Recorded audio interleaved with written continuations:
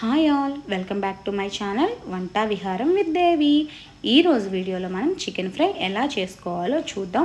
ఇంట్లో ఉండే అతి తక్కువ ఇంగ్రీడియంట్స్తో ఎంతో టేస్టీగా ఉండే రెస్టారెంట్ స్టైల్ చికెన్ ఫ్రై చేసుకోవచ్చు. ఆలస్యం చేయకుండా తయారీ విధానం చూసేద్దాం రండి.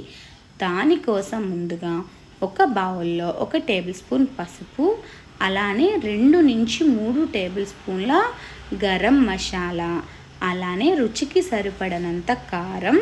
నేనైతే 4 టేబుల్ స్పూన్ల కారం తీసుకున్నాను. మీరు ఇంకా కారం ఎక్కువ తింటామంటే హ్యాపీగా వేసుకోవచ్చు. అలానే రాళ్ళ ఉప్పు రుచికి సరిపడినంత వేసుకోవాలి.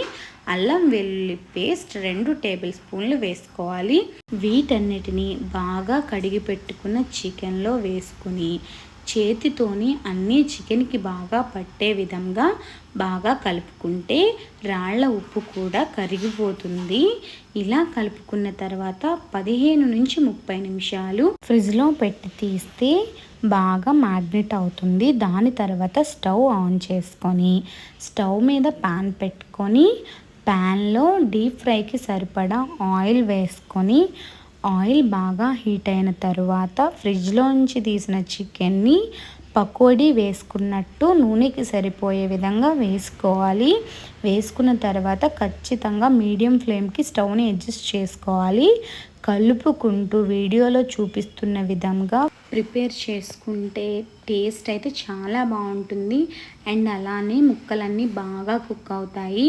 మీరు ఏ సైజు ముక్క తీసుకున్నా ఇదే ప్రాసెస్ ఫాలో అయితే చాలా బాగా వస్తుంది. ఇలా మొత్తం ప్రాసెస్ అయిపోయిన తర్వాత మొత్తాన్ని ఒక బౌల్లోకి తీసేసుకున్నాక నిమ్మకాయ పిండుకోవటం మర్చిపోకండి.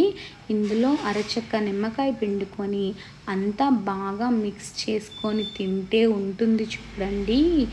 టేస్ట్ అయితే చాలా బాగుంటుంది. అన్నంలో రసం వేసుకొని అందులో ఒక్క చికెన్ ముక్క పెట్టుకొని తింటే ఉంటుంది అద్భుత. అనకపోతే నన్ను అడగండి. ట్రై చేయడం మర్చిపోకండి.